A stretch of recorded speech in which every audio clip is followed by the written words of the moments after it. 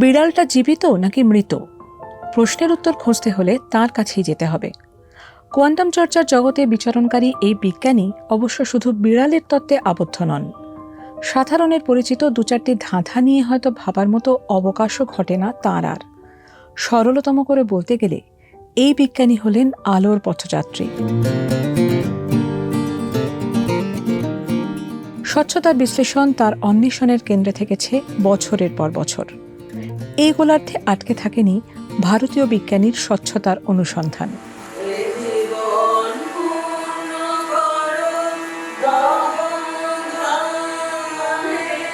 শুধু কোয়ান্টাম চর্চা নয়, তার বিজ্ঞানের প্রতি অনুরাগ আরও অনেক দূর গড়িয়েছে। দেশে বিজ্ঞানের গবেষণা ও সে সংক্রান্ত লেখাপড়া যাতে আরও বাড়ে, সে কাজে মনোনিবেশ করেছেন তিনি। নিজের দায়িত্বে বিশ্ববিদ্যালয় স্তরে আরও মেয়েকেও বিজ্ঞান নিয়ে পড়াশোনায় সাহায্য করেন এই বিজ্ঞানী। আমাদের এবারের বছরের বেস্ট রূপমঞ্জরি ঘোষকে অভিনন্দন।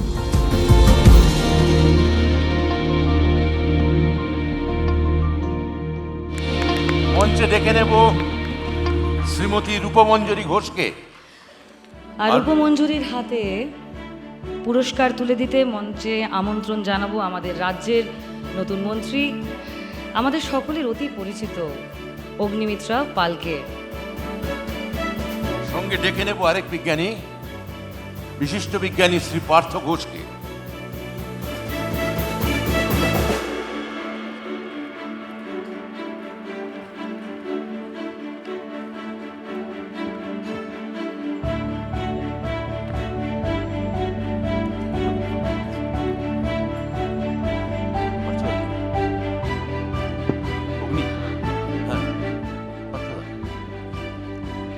আমি মঞ্চে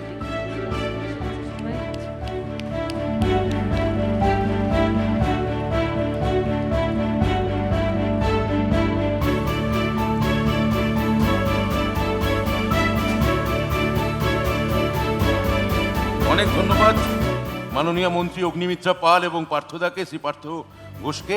আপনারা যদি অনুগ্রহ করে আসন গ্রহণ করেন। এবার একটা প্রশ্ন, কোথায় যাচ্ছেন? কুয়োভাদিস, কোথায় চলেছো প্রভু? উনি কিন্তু আস্তে আস্তে এগিয়ে ঠিক জায়গাতেই দাঁড়াচ্ছিলেন। হ্যাঁ, আমি এক্সপেরিমেন্টালিস্ট। আচ্ছা, আপনার কাছে আমাদের যেটা প্রশ্ন, দেখুন 60-70 বছর আগে যখন আমাদের দেশে প্রায় কিচ্ছু ছিল না, সেই সময় সিভি রমন কলকাতায় বসে কাজ করে নোবেল পেয়েছেন, মানে ভারতে। সত্যেন্দ্রনাথ বসু কলকাতার একটা গলিতে বসে আইনস্টাইনের ভুল ধরেছে। তখন না ছিল টাকা, না ছিল পরিকাঠামো, না ছিল লেখাপড়ার আবহাওয়া, তার মধ্যেও এসব আমাদের শহরে হয়েছে। আমরা হয়তো মানে তৃতীয় বিশ্ব, আমরা বিলেত আমেরিকা এসব নই, কিন্তু এখন কি আর একটাও এমন কাজ এখন তার হচ্ছে না? তো তখন যদি 3-4টে হতে পারত, এখন কি অন্তত তাহলে অন্তত 5-6টা বা 7-8টা হওয়ার কথা নয়? আপনি কি বলেন, আপনার মত কি? আমি ঠিক পুরস্কার গুনি না, এক্সেলেন্সের দিকে আমাদের যাওয়ার কথা, এবং আপনি সেটাই বলছেন। নোবেল প্রাইজে অনেকে নমিনেশন পান, তার মধ্যে যারা সিলেক্টেড হন আর যারা সিলেক্টেড হন না তাদের মধ্যে খুব একটা তফাৎ থাকে না। তো আমাদের সেই দিকে যেতে হবে। এখনও অবধি আমরা সেটাকে খুব সিরিয়াসলি নিইনি, কারণ বিজ্ঞান টেকনোলজি যতটা বেড়ে গেছে, প্রযুক্তির সঙ্গে সঙ্গে ছোট ছোট প্রবলেমগুলো আর আমাদের সামনে নেই।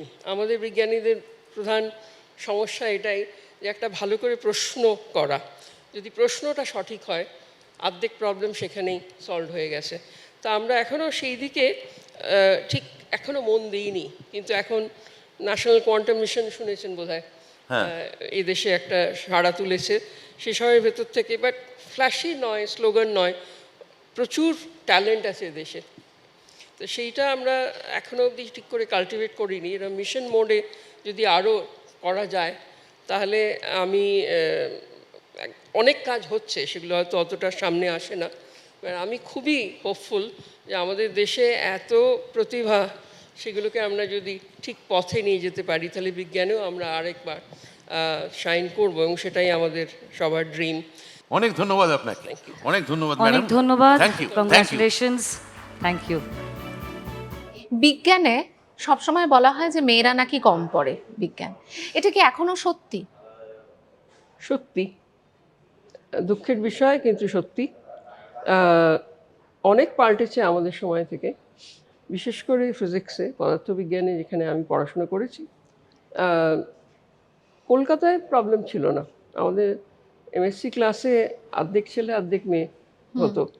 তারপরেই যখন আমি পিএইচডি করতে বিদেশে গেলাম, একটা মাস্টার্স করে পিএইচডি করলাম ওখানে, সেখানে আমাকে প্রায় একটা চিড়িয়াখানার জন্তু মতো ট্রিট করা হতো। কারণ মানে এটা আমার ভাষা, আমি একটা স্পেশাল পোস্ট ডেডলাইন সেশনে পেপার প্রেজেন্ট করতে গেলাম পিএইচডি শেষে, এবং একমাত্র যাকে ভিডিও টেপ করা হয়েছিল।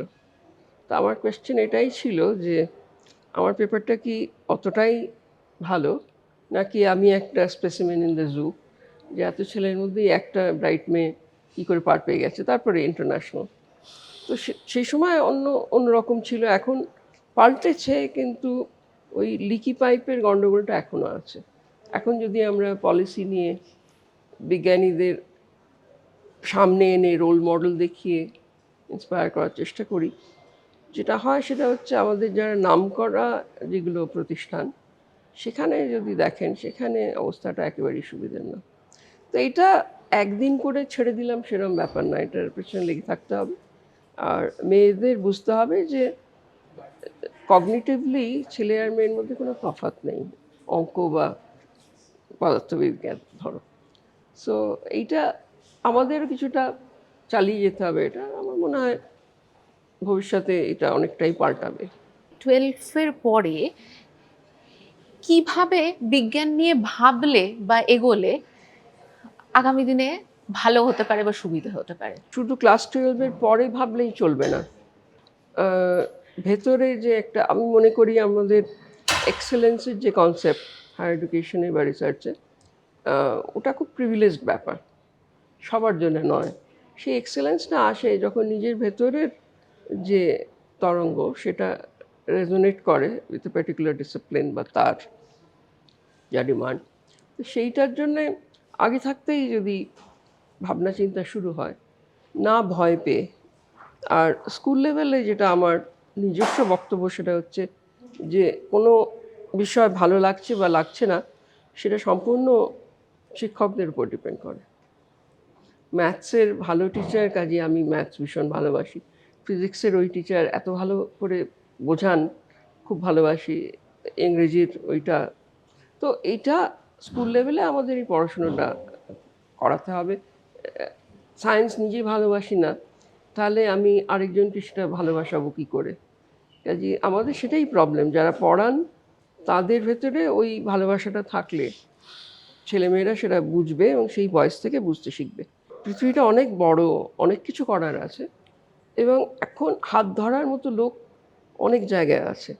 পুরনোভাবে না ভেবে নতুন প্রতিষ্ঠানে যদি লোকে তাকিয়ে দেখে, তাহলে বোধহয় ওদের ওই কতগুলো চয়েসেস বাড়বে। ইন্টারডিসিপ্লিনারি অনেকগুলো এরিয়া আছে, একটা সাবজেক্ট জেনে বড় হওয়াটা আজকাল খুব একটা চলে না। যেটা জানা দরকার সেটা হচ্ছে how to keep on learning, মানে লার্ন, রিলার্ন। তো আনলার্নের ব্যাপারটাও আমরা করাই প্রাইভেট প্লেসে, সেইটাও ভাবনা চিন্তা করা দরকার। এবং যারা সত্যি এই জিনিসগুলো বোঝেন তাদের এই পড়াশোনার মধ্যে আসা দরকার, ফেরত আসা দরকার। অনেক ধন্যবাদ আপনাকে। ধন্যবাদ।